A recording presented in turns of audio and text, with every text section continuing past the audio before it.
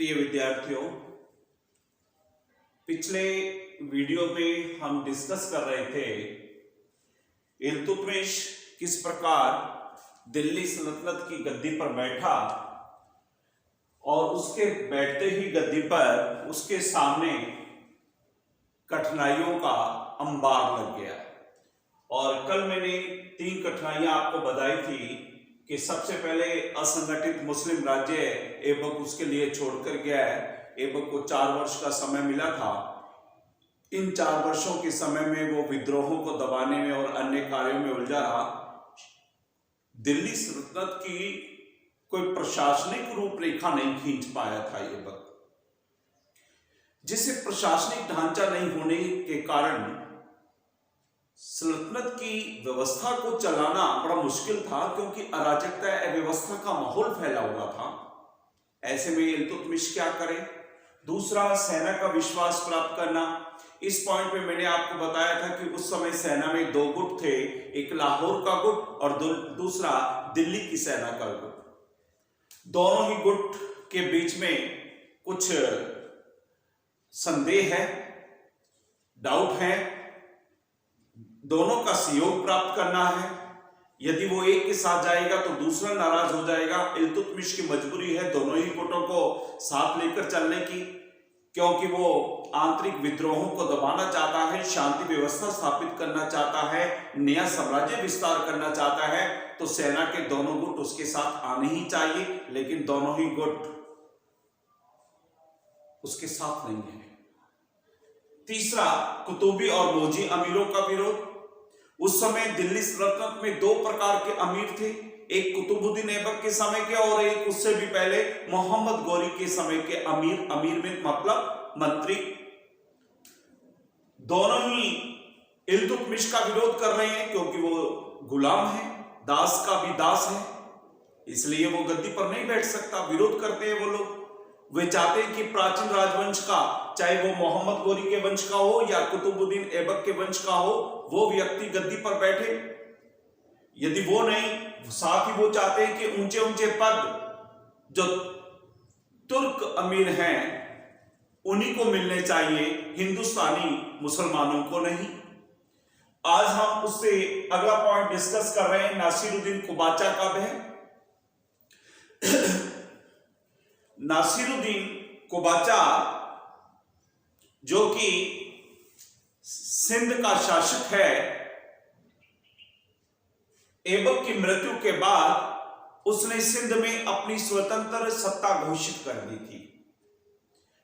स्वतंत्र सत्ता घोषित करने के बाद उसने मुल्तान, कच्छ, सिंध, पंजाब का कुछ इलाका वहां पर अपने दावे करने भी शुरू कर दिए हैं। साथ ही बठिंडा, कोराम, सरस्वती, पंजाब, इन क्षेत्रों पर भी वह दावा कर रहा है। सबसे बड़ी बात यह है कि नासिरुद्दीन कुबाचा ऐबक का सगा बहनोई है। ऐबक का सगा बहनोई होने के नाते यह भी भय है कि वे दिल्ली की गद्दी पर अपना दावा करे कि इल्तुतमिश तुम कैसे बैठ सकते हो, मैं ऐबक का सगा बहनोई हूं, मैं बैठूंगा। रिश्तेदारी है। आराम शाह को हराकर इल्तुतमिश बैठ सकता है, तो इल्तुतमिश की जगह नासिरुद्दीन कुबाचा क्यों नहीं बैठ सकता? यह दावा भी कर सकता है। तो इल्तुतमिश के सामने नासिरुद्दीन कुबाचा की शक्ति भी एक बहुत बड़ा समस्या है। और अगला पॉइंट है ताजुद्दीन यल्दौज का खतरा।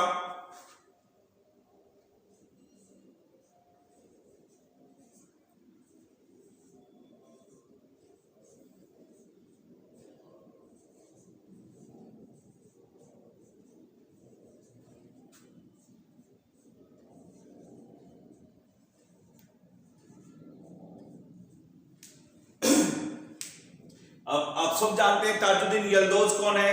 ये ऐबक का रिश्ते में ससुर लगता है। वही यल्दौज जिसको ऐबक ने 1208 में चढ़ाई की थी, गजनी पर हराया था। लेकिन ऐबक की मृत्यु के बाद यल्दौज का पुनः गजनी पर अधिकार हो चुका है, ऐबक की मृत्यु से पहले ही हो गया था।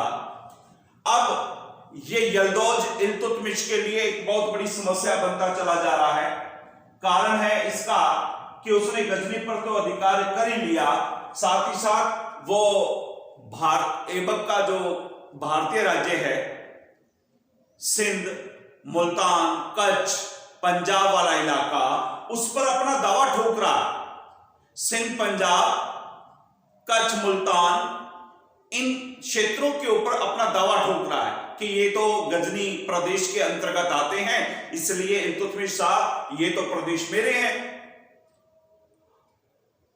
दरअसल इन प्रदेशों की सामरिक स्थिति को समझिए, चाहे पंजाब हो या सिंध, ये बॉर्डर के एरिया हैं दिल्ली सल्तनत के। यदि ये इनके ऊपर शत्रु का अधिकार होगा तो दिल्ली सल्तनत निर्भीक होकर कोई कार्य नहीं कर सकती। दूसरा, पंजाब बड़ा उपजाऊ प्रदेश है, वहां से अच्छी आमदनी होती है, सल्तनत को वहां से अच्छी आमदनी होती है। इसलिए यदि ताजुद्दीन यल्दौज के पास पंजाब चला जाएगा, पंजाब जैसा जहां अन्न है, अन्न से धन है, धन से ताकत है, ताकत के बल पर वो दिल्ली सल्तनत पर भी दावा ठोकेगा। तो ताजुद्दीन यल्दौज न केवल ये दावा कर रहा है, बल्कि वो इल्तुतमिश को उसने संदेश भी भिजवा दिया कि इल्तुतमिश, कल तक दिल्ली सल्तनत गजनी प्रदेश के अंतर्गत आती थी, गजनी का शासक ही दिल्ली का शासक था और वहां पर ऐबक प्रतिनिधि के तौर पर शासन करता था। अब गजनी का शासक मैं बन गया हूं, यानी कि यल्दौज बन गया है, इसलिए इल्तुतमिश अब आप मेरे प्रतिनिधि के रूप में गजनी पर शासन करें। यह स्थिति इल्तुतमिश के लिए असहनीय है, क्योंकि यह अधीनस्थ की स्थिति होती है। इल्तुतमिश के पास एक दिखावा करने के और कोई विकल्प नहीं है कि वह ताजुद्दीन यल्दौज के सामने यह दिखावा करे कि हां ठीक है साहब, आप जो कह रहे हैं मैं आपके अधीनस्थ के रूप में कार्य करूंगा। लेकिन इल्तुतमिश को यह दिखावा करना एक मजबूरी है, जब तक वह पूरी सल्तनत को अपने कंट्रोल में कर एक शक्ति प्राप्त नहीं कर लेता, ताकत नहीं बन जाता, तब तक ताजुद्दीन यल्दौज के सामने यह नाटक चलता रहेगा। फिर आता है जो एक सदाबहार समस्या सल्तनत, दिल्ली सल्तनत के सामने रहेगी, वो है बंगाल की समस्या।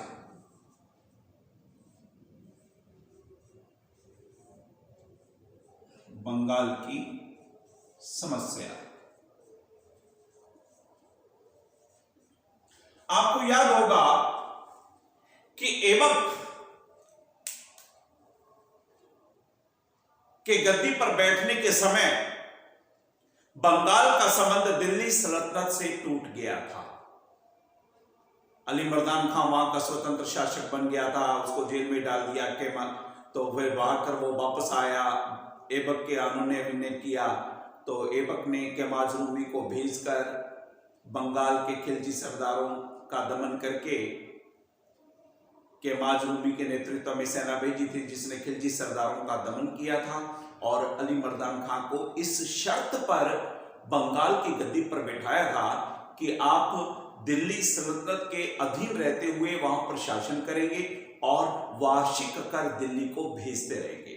लेकिन ऐबक की मृत्यु के बाद, देखिए मैंने आपको पूर्व में बताया है कि बंगाल जहां खूब नदियां हैं, उपजाऊ मिट्टी बहाकर लाती हैं ये नदियां, पानी है, उपजाऊ मिट्टी है, इससे खूब अन्न होता है, धान की खेती बहुत होती है वहां पर, इससे वहां पर खूब अन्न होता है, अन्न को बेचकर धन प्राप्त होता है, धन से ताकत आती है, यानी कि सैनिक शक्ति प्राप्त कर सकते हैं, और सैनिक शक्ति के बल पर ही वहां के जितने भी राजा होंगे, अंत तक अंग्रेजों के समय तक आप देखते रहेंगे कि बंगाल बार बार स्वतंत्र होता रहेगा या होने का प्रयास करता रहेगा। तो यहां मैं यही कहना चाहता हूं कि ऐबक की मृत्यु के बाद अली मर्दान खान ने एक बार पुनः रंग दिखाया, जो कि बंगाल का शासक था।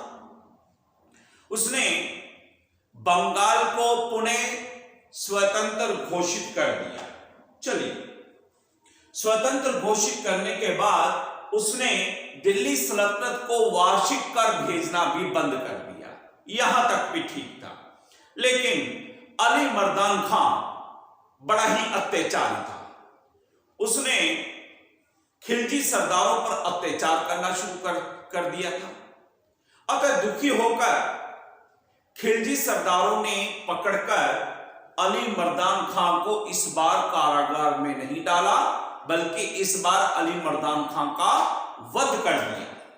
वध करने के बाद एक व्यक्ति था जिसका नाम था हिसामुद्दीन एवाज। इस हिसामुद्दीन एवाज को खिलजी सरदारों ने बंगाल के गद्दी पर बैठा दिया। बंगाल अब भी स्वतंत्र है। हिसामुद्दीन एवाज न केवल बंगाल का स्वतंत्र शासक बन गया, बल्कि एक कदम आगे बढ़कर उसने ग्यासुद्दीन की उपाधि भी धारण कर ली। यानी कि आप देखिए कितना स्वतंत्रता की तरफ आगे बढ़ता चला जा रहा है। वार्षिक कर भेजना बंद कर दिया, स्वतंत्र शासक बन गया, ग्यासुद्दीन की उपाधि धारण कर ली, और इससे भी आगे बढ़कर उसने बिहार को, बंगाल के साथ लगता हुआ राज्य बिहार को जीतकर अपने राज्य में मिला लिया। साम्राज्य विस्तार भी कर लिया बंगाल ने।